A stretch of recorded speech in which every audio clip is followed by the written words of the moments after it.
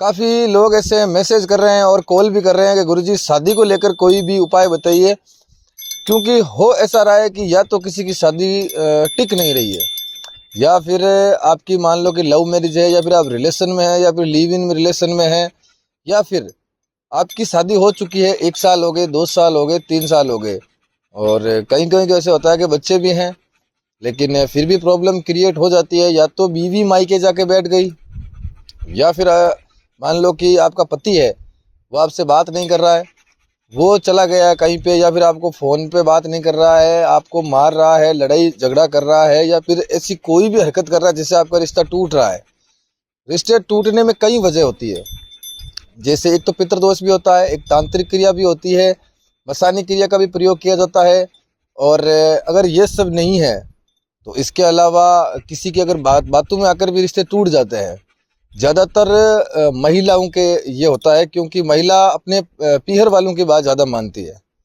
वो इसलिए क्योंकि एक तो 24 घंटे फ़ोन पे लगी रहती है। उपाय तो मैं बाद में बताऊंगा, लेकिन इसके सिम्टम पहले बता दूं मैं आपको। एक तो हमारी जो बहन बेटियां हैं, उन्हें भी ये समझना चाहिए कि रिलेशन आपको रखना है, आपके घर वालों को नहीं रखना है। शादी आपने की है, आपके घर वालों ने नहीं की है, तो उनकी बातों में कम आओ और अपने रिश्ते को सुधारो, और कुछ वक्त दो इस रिश्ते को। बिना मतलब की लड़ाई झगड़ा मत करो, छोटी सी बात पे पीहर जाके मत बैठो, या फिर आप अपनी पत्नी को डिवोर्स मत दो, उन्हें धमकी मत दो। आपकी वजह से आपके बच्चों का फ्यूचर है वो पूरा ख़राब हो जाएगा। आपकी एक छोटी सी गलती उनको इतनी भारी पड़ेगी कि वो ज़िंदगी भर अपने माँ और बाप का नाम है वो जोड़ते ही रह जाएंगे। उन्हें जब कोई पूछेगा कि आपके पापा का नाम क्या है, क्या बताएंगे वो, या फिर मम्मी का नाम क्या बताएंगे वो, क्योंकि तब तो आपने अपने घर वालों की बात में मान के जोश जोश में रिश्ता ख़त्म कर दिया। फिर आप पछता रहे हो अभी कि काश मैंने ऐसे ना किया होता। और जो वीडियो देख रहे हो मेरे भाई और बहन कहीं, तो उनका ये लड़ाई झगड़े चल रहे हैं, तो ऐसा गलत कदम कभी मत उठाना। अब आपको करना क्या ये बता दूं मैं आपको। ये उपाय है जिसे ध्यान पूर्वक सुने, समझे, और आप उस हिसाब से इस कार्य को करें। ये कोई तंत्र क्रिया नहीं है, मैं पहले स्पष्ट निर्देश दे दूं।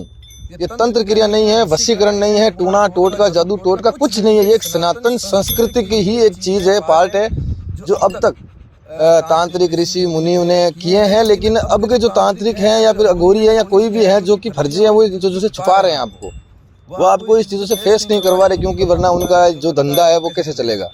एक तो ज़्यादा कुछ नहीं है, सिंपल सी एक चीज़ है कि एक तो आपको कुलदेवी का पता होना ज़रूरी है, उसके बाद में आपको कुल देवता का पता ज़रूरी है, उसके बाद में इष्ट देवता, इष्ट का मतलब जिसे आप मानते हो उसका संपूर्ण पता, फिर इष्टात्री देवी, फिर उसका पता होना जरूरी है। आप सिटी या फिर गांव या मोहल्ले में जहाँ पे भी रहते हो, तो उस क्षेत्र का जो ग्राम देवता है, जो मतलब उस क्षेत्र का जो देव है, जैसे आप जहाँ रहते हो तो आपके जो क्षेत्र का एक मुख्य मंदिर होता है, उसका आपको बारे में पता होना जरूरी है। फिर मान लो कि आपकी वाइफ के साथ में अनबन है, तो वाइफ के जो पीहर वाले हैं उनकी कुलदेवी कुलदेवता का पता जरूरी है, फिर आपके कुलदेवी कुलदेवता का जरूरी है।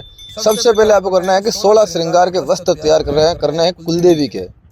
उनके जो पूरा श्रृंगार होता है उनको तैयार करना है। एक नारियल लेना है, फिर अपने घर में घुमाना है और वस्त्र पे चढ़ाना है उसको, और साथ में रोली मोली चावल गुड़ ऐसे जो सामग्री होती है वो भी लेनी है। दूसरी बात, कुल देवता के वस्त्र तैयार करने हैं।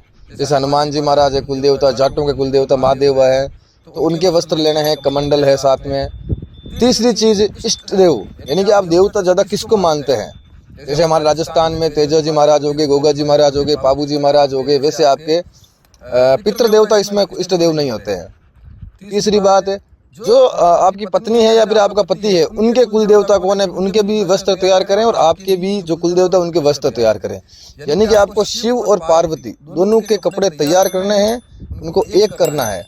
फिर अपने कुल देवी कुल देवता इष्ट देवी इष्ट देवताओं के चढ़ाना है, और उनसे यह मनोकामना मांगनी है कि जिस तरह राम और सीता साथ हैं उसी तरह आप हमारी जोड़ी को भी साथ रखें, जिस तरह शिव पार्वती साथ है उसी तरह हमारी जोड़ी को भी साथ रखें। लड़ाइयाँ महादेव माता पार्वती के बीच में भी होती थी, लेकिन उन्होंने भी अपने रिश्ते को बचाया था। भगवान राम और सीता के मध्य में भी झगड़े हुए हैं, इसका मतलब ये नहीं है कि उन्होंने तलाक ले लिया या फिर कुछ किया, ऐसा किया हो, नहीं।